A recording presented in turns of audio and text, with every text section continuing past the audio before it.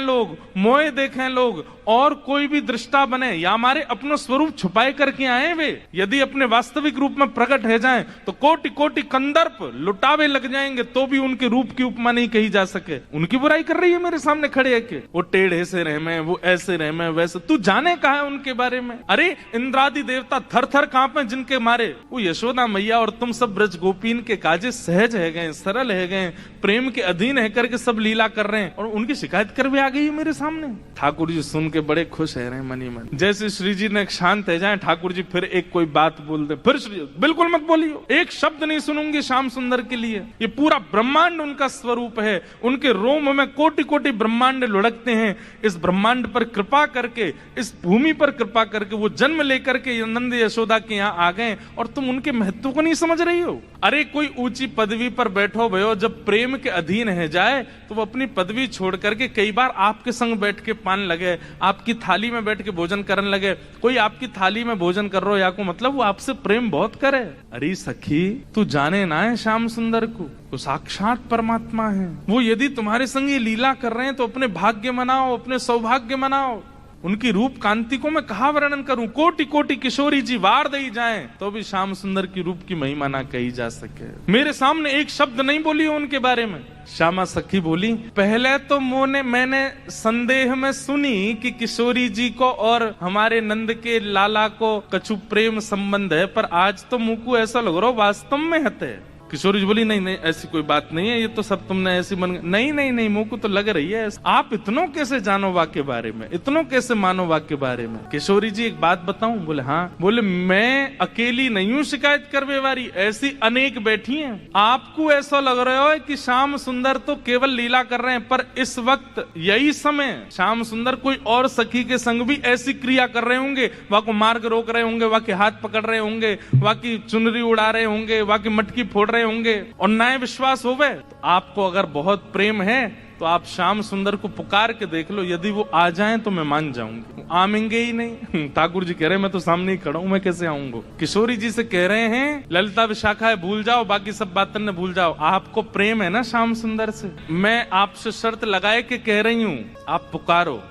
और यदि श्याम सुंदर आपके सामने आए गए तो जीवन भर आप दोनों की चाकरी करूंगी। ये श्यामा सखी को वचन है आपके लिए, बुलाए लो। किशोरी जी बोली, देख मोते मत बोले, मैं जानू, मुझको प्रबल विश्वास है कि श्याम सुंदर आ जाएंगे। मैं बस टेर लगाऊंगी और दौड़े दौड़े आवेंगे। श्यामा सखी बोली, आज है जाए ना, बुलाए के देख लो आ जाए कि नहीं। किशोरी जी तुरंत नेत्र बंद करके बैठी और जैसे ही अपने प्रियतम का स्मरण किया है, नेत्र बंद करके किशोरी जी स्मरण कर रही है श्याम सुंदर को। और जब कह रही है कि हे श्याम सुंदर मैं तो आपकी दासी हूँ, जबकि ये बात गलत है। ठाकुर जी दास मानते हैं अपने आप को किशोरी जी के चरणों का, लेकिन आज किशोरी जी ने वास्तव में तो बात यह है कि जैसे ही नेत्र बंद किए हैं किशोरी जी ने और स्मरण करना प्रारंभ किया, कहाँ है श्याम सुंदर, कहाँ है मेरे प्राणनाथ, कहाँ है मेरे जीवन धन। तो जैसे किशोरी जी ने नेत्र बंद करके स्मरण कियो तो किशोरी जी पूरे ब्रजमंडल में भ्रमण कर आई, लेकिन ठाकुर जी नहीं मिले। किशोरी जी बोली, हाँ श्याम सुंदर गए कहाँ, आज मेरे प्राणनाथ गए कहाँ? और ध्यान लगा करके देखो,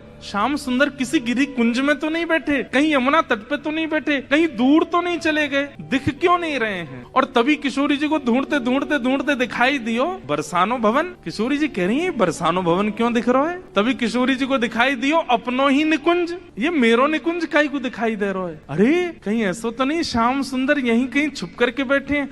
और मन में ध्यान से देखो तो किशोरी जी को अपनो ही अंतःपुर दिखाई देने लगो। किशोरी जी बोली, मेरे अंतःपुर में तो केवल ललिता है, विशाखा है, मैं हूँ और श्यामा सखी। और ध्यान लगा करके देखो तो क्षुद्र घंटिका दिखाई देने लगी जो श्यामा सखी ने पहन रखी है। किशोरी जी बोली, ये क्या क्षुद्र घंटिका? ये तो मैंने अभी कहीं, अरे ये तो श्यामा सखी की कमर पे देखी। और जब और ध्यान लगा करके देखो तो घूंघट के भीतर कमल नैन मटक रहे हैं, इधर उधर आंख मटका रहे हैं। तुरंत किशोरी जी ने नेत्र खोल करके गई, श्याम सुंदर आप तो सामने ही खड़े हो। और जैसे ये बात कही ललिता विशाखा दौड़ करके, कहाँ है कहाँ है कहाँ? बोले यही श्यामा सखी, पकड़ो याकू। ठाकुर जी दौड़न लगे वहां से, इतने में पकड़ ली और पकड़ करके जैसे ही चुनरी उतारी, आहा श्याम सुंदर तो सामने ही खड़े। अब तो ललिता विशाखा पकड़ करके खड़ी हैं और ठाकुर जी की ऐसी बेणी, आहा, नथ बेसर पहनी है नाक में, ऐसी सुंदर बिंदी लगा करके आए, काजल लंबो लंबो खींच के आए, अपने घुंघराले केशन की बढ़िया बेणी गूंथ करके जैसे कोई छोरी तैयार हो ऐसे बन के आए।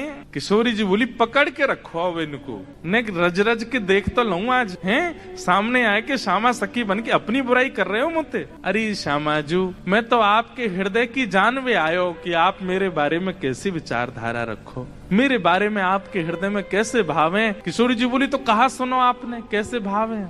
बोले मुंह को ऐसा लगो करतो कि मुंह से ज्यादा प्रेम कोई ना कर सके या संसार में, पर हे श्यामाजू आज आपके प्रेम के भाव पर तो मैं भी बिक गयो, आपको प्रेम तो अटूट है। अरे आप तो ऐसी हैं कि आप बैठी कहीं भी हो लेकिन आपके चिंतन में सदा मैं विराजमान रहूं, मैं कहाँ जाऊं, कहाँ करूं, कहाँ खाऊं, कहाँ पीऊं, कैसे आऊं, आपको सब पता है। किशोरी जी ने कही आज एक काम करो, बोले कहा द्वार सब बंद कर दो, चटका नहीं लगा दो, आज जान नहीं देंगे इनको, आज यहीं बैठाओ। बड़ी श्यामा सखी बन के आई हो, इधर आओ। ठाकुर जी अरे श्यामा जी मैं आपके चरणन को पूजूं, आपसे हाथ जोड़ रहा हूँ, मुझको छोड़ दो। बोले ना आज तो याकू नई दुल्हन बना के यशोदा के पास ले चलेंगे और यशोदा जी से कहेंगे देखो हमारे गांव की एक नई दुल्हन आई है, अभी अभी ब्याह भयो, याकू आशीर्वाद दे दो। और जब यशोदा मैया अपने लाला को चिर सौभाग्यवती जब आशीर्वाद देंगे तब आवेगो आनंद। किशोरी जी आपसे हाथ जोड़ूं, पाम परूं, ऐसा मत करियो, यशोदा मैया के आगे नाक कट जाएगी मेरी, ऐसे छोरी बनो डोलूं,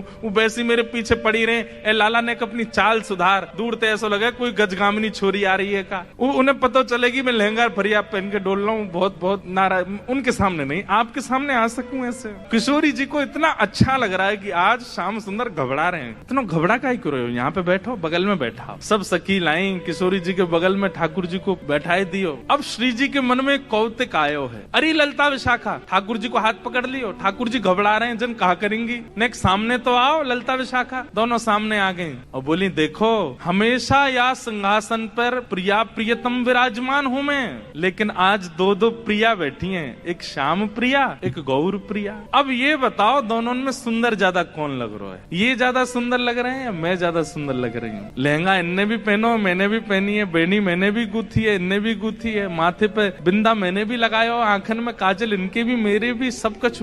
अब तुम दोनों बताओ हम दोनों में सुंदर ज्यादा कौन लग रहा। श्याम सुंदर ऐसे रो मत, मुस्कुराओ, कछु कर थोड़ी नहीं हूं मैं। ठाकुर जी मुस्कुराने लगे, अरे ललता बताए दे आज सुंदर कौन है। ललता विशाखा अंदर ही अंदर रो रही हैं और अंदर ही अंदर, क्योंकि किशोरी जी ने ये क्रम शुरू किया तो किशोरी जी को कम देख रही है, ठाकुर जी को ज्यादा देख रही है, क्योंकि किशोरी जी नहीं तो ये खेल शुरू करवाया, बताओ दोनों में सुंदर कौन। उनसे क्या कहें, ठाकुर जी को देखती हैं और देखते देखते देखते अश्रु भराते हैं नेत्रों में। बोले आप ही बताओ ना क्या करें, दोनों ही समान लग रहे हो हमको, दोनों ही एक जैसे लग रहे हो, दोनों में ये न्याय करना बड़ा मुश्किल है। ठाकुर जी आप ही कछु संकेत करो, क्या बताएं। जैसे ठाकुर जी ने देखी ललिता विशाखा बड़ी परेशान है गई है, तो पहले ठाकुर जी नेत्र बंद कर लिए और नेत्र बंद करके मानो ऐसे करके बैठ गए। बोले कि अगर तुमने इनको श्रेष्ठ बतायो तो फिर याद रखियो, तुम बच के दिखाइयो मोते। ललिता विशाखा सोच रही भाई जीनो तो हमें श्री जी के संग है, और श्री जी की अगर हम प्रशंसा कर देंगे तो ठाकुर जी नहीं छोड़े, ठाकुर जी की कर देंगे तो फिर श्री जी कहेंगे अच्छा जाओ नंदगाम में बोरिया बिस्तर लेके जाओ, वहीं रहो, यहाँ नहीं रहना।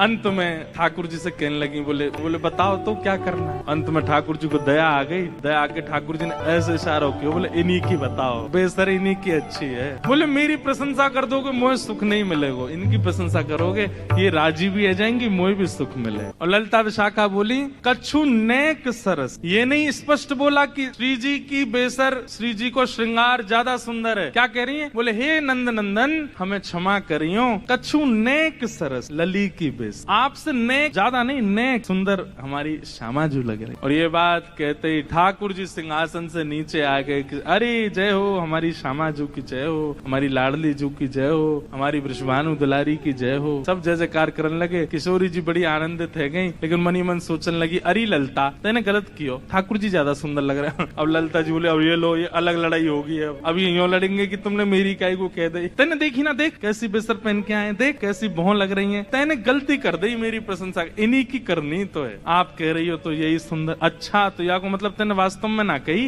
अब इनके पक्ष में चली गई।